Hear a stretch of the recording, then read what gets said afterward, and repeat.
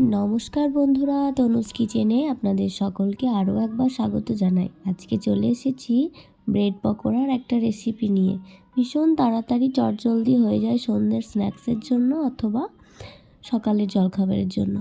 প্রথমে আমি নিয়েছি পেঁয়াজ কুচি 3-4টে মতো, আর আদা রসুনের পেস্ট 1 চামচ, আর ওখানে নিয়েছি ধনেপাতা কুচি। আর এদিকে আলুটা সিদ্ধ করে আমি মেখে রেখেছি, সাথে দিয়ে দিলাম একটু লবণ।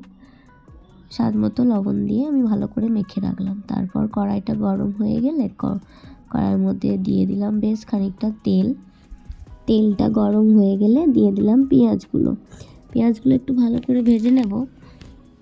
আর পেঁয়াজ ভাজার সময় আমি একটু লবণ দিই যাতে পেঁয়াজটা খুব তাড়াতাড়ি গলে যায়, সেই কারণে দিয়ে দিলাম 1 চামচ মতো লবণ। তারপর আমি দিয়ে দেবো এখানে যে আদা রসুনের পেস্টটা রেখেছিলাম, ওটা 1 চামচ মতো।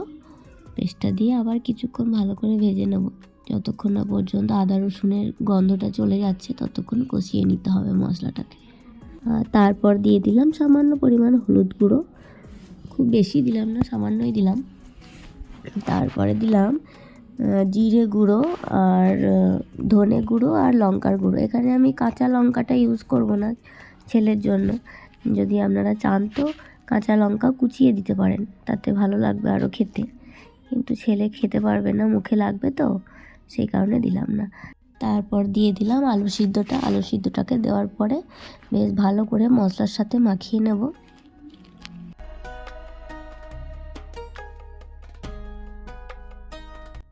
সবার শেষে দিয়ে দেব 1 চামচ মতো গরম মশলার গুঁড়ো, আর যে ধনে পাতাটা কুচিয়ে রেখেছিলাম ওটা একটু দিয়ে দিলাম। এই রেসিপিটা আমি শিখেছি আমার বাবার কাছে। আমার বাবা ভীষণ সুন্দর এই পকোড়াটা বানায়। এদিকে আলু রেডি হয়ে গেছে, আর এদিকে আমি নিয়েছি 1 কাপ মতো বেসন, আর সাথে দিয়েছি সামান্য পরিমাণ কালো জিরে আর লবণ।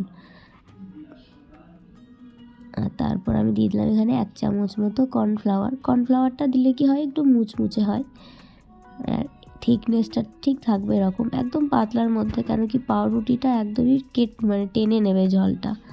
তারপরে আমি পকোড়াগুলোকে এবার রেডি করব। ওই যে আলুটাকে এরকমভাবে দিয়ে দিতে হবে। এই পকোড়াটা যে স্লাইস পাউরুটিগুলো হয় না, সেই পাউরুটিটা দিয়ে খুব সুন্দর হয়। আমার বাবা দেখতাম বানাতো ওই পাউরুটিগুলো দিয়ে, একদম কোনাকুনি করে ত্রিভুজের মতো করে কাটতো, কেটে দেখতে শেপটা ভীষণ সুন্দর লাগতো। কিন্তু ওই পাউরুটিটা পেলাম না বাজারে, এটাই পেলাম, তাই এটা দিয়েই বানালাম। এক এক করে সমস্ত পকোড়াগুলো আমি এইভাবে বানিয়ে রেখে দেবো। একদম বানানো হয়ে গেছে। কিছুটা সাইজগুলো ঠিক আসেনি, এক এক রকমের সাইজ এসেছে।